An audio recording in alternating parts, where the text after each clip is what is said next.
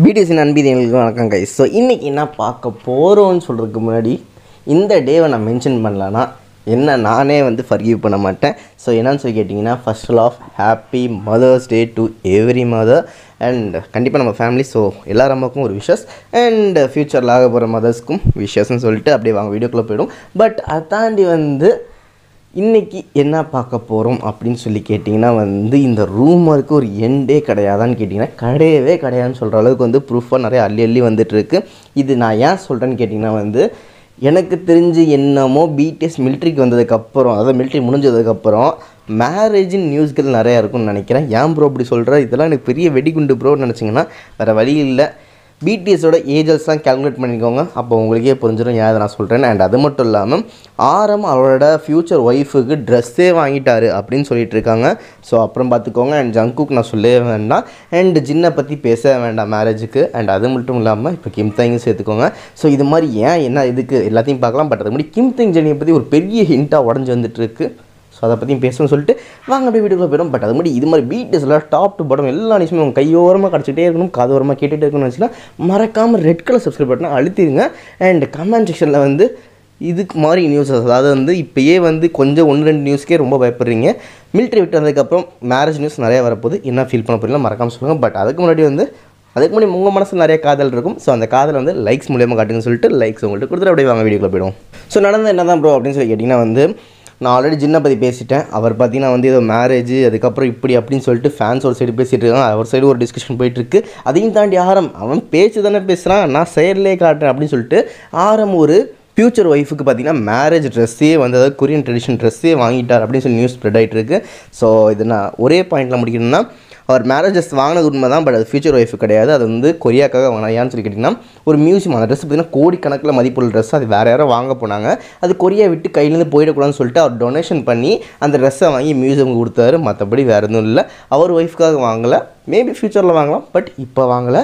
அதனால் சின்ன கனெக்ஷன் மட்டும் போயிட்டு மட்டும் நியூஸாக இருந்துகிட்ருக்கு. ஸோ ஆரம்ப பற்றியோ ஜின்னை பற்றி பயப்படாதீங்க, பட் கிம் தேங் பற்றி பயப்படுற மாதிரி தான் இருக்குது. ஏன்னா பார்த்தீங்கன்னா கிம் தேங் ஜெனி என்ன தான் மீட் பண்ணலனாலும், என்ன ஒன்றாக சேரலனாலும் அவங்களோட லவ் ஸ்டோரி எக்கச்சக்கமாக சுற்றி தான் வந்துட்டு இருக்குது. அண்ட் அதே மாதிரி டாப் ஐடல்ஸ்லாம் பார்த்தீங்கன்னா ஸ்ட்ரைட்டாக பேசிக்கிறத விட அவங்களுக்கு இன்டர்மீடியட்டாக ஒரு ஆள் வச்சுருப்பாங்க. அதாவது பார்த்திங்கன்னா மேனேஜரோ இல்லை ஒரு பர்சனல் அசிஸ்டண்ட்டோ வச்சுருப்பாங்க. அவங்க தான் 2 பேருக்கும் க்ளோஸாக இருந்தாலும் 2 பேரும் சிங்கிளாக ஹேண்ட் பண்ணிப்பார். அண்ட் இன்டெரக்டாக அவரை வச்சு தான் பேசிகிட்டு இருப்பாங்க. ஸோ இப்போயும் அதான் சொல்ல வராங்க. என்னன்னு சொல்லி கேட்டிங்கன்னா, 2 பேர் சொல்லிட்டு இருக்காங்க. அதாவது பார்த்திங்கன்னா ஒரு ஒய்ஜி என்டர்டெயின்மெண்ட்டோட ஒரு ஜெனியோட மெம்பர், அந்த ஸ்டாஃப் மெம்பர் என்ன பண்ணியிருக்கா பார்த்தீங்கன்னா பிடிஎஸ்ல இருக்க கிம் தேங்கை மட்டும் ஃபாலோ பண்ணிட்டுருக்காரு. அண்ட் அதே மாதிரி பார்த்திங்கன்னா ஜெனியை மட்டும் தான் ஃபாலோ பண்ணிட்டுருக்காரு. இவர் ஆல்ரெடி ஒரு ஃபேஷன் ஒரு ஷோ மாதிரி கண்டக்ட் பண்ணுற மாதிரி இருந்துச்சு. அதில் 2 பேருக்கு இன்விடேஷன் கொடுத்துருந்தாரு. பட் அங்கே வந்தால் இது மாதிரி பிரச்சனை ஆகிடும் சொல்லிட்டு அவரே அது ரிஜெக்ட் பண்ணிட்டு இல்லை நான் கூப்பிடலன்னு சொல்லிட்டு இருந்தார். பட் கூப்பிட்டாராம். ஸோ இது மாதிரி ஒரு நியூஸும் ஸ்ப்ரெட் ஆகிட்டு வந்துட்டுருக்கு. அண்ட் 2 பேரும் இவர் ஃபாலோ பண்ணிட்டு இருக்கனால அவர் தான் மெயின் இண்டிகேட்டர். அண்ட் 2 பேருக்கும் ஜென்ரல் பர்சனல் அசிஸ்டண்ட்டாக இருப்பார் அப்படின்னு சொல்லிட்டு ஒரு பெரிய ரீசனாக நிறைய பேர் சொல்லிட்டு இருக்காங்க. இதுக்கு ரீசன் நான் என்ன சொல்கிறேன்னு தெரியல. ஏன்னா அதாவது எப்படி காமன் பர்சனாக 2 பேரும் ஃபாலோ பண்ணியிருந்தா ஓகே, பட் ஸ்டாஃப் மெம்பராக 2 பேரையும் ஃபாலோ பண்ணுறப்ப மேபி இருக்கலாமோ அப்படின்னு சொல்லிட்டு ஒரு டிஸ்கஷன் கொரியாக்குள்ளேயே இருந்துகிட்ருக்கேன். அது மட்டும் இல்லாமல் ஜுவாங்னு ஒரு இதுக்கு முன்னாடி இல்லை, பிடிஎஸ் மோட்லேயே ஃபாலோ பண்ணுற எல்லாருக்கும் தெரிஞ்சிருக்கும். கிம் தேங்கையும் ஜுவாங் இவங்க பார்த்திங்கன்னா ஒரு பெரிய பிஸ்னஸ் கேர்ள், அதாவது இவங்களுக்கு நிறைய ரிச்சி கேர்ள். ஸோ இவங்க பார்த்திங்கன்னா ஒரு கிம் தேங் ஒரு பெரிய பணக்கார பொண்ணை டேட் பண்ணிட்டு இருக்கதா சொல்லிட்டு இருந்தாங்க. ஸோ அது ஜுவாங் பேரோட சேர்த்துட்டு இருந்தாங்க. லேட்டர் அது சொன்ன ஒரு 2-3 நாளே நம்ம ஹைப் என்ன பண்ணிட்டாங்க, இல்லை நம்ம பையன் அவங்களாம் லவ் பண்ணலப்பா, அந்த பணக்கார பொண்ணை நம்ம பையன் கிம் தேங் லவ் பண்ண சொல்லிட்டு 2 நாளில் சொன்னவங்க ஜெனி கூட கிட்டத்தட்ட 2 வருஷமாக தாண்டி போயிட்டு இருக்கு. மூச்சு கூடயும் விடாமல் இருக்காங்கன்னா யோசிச்சுக்கோங்க.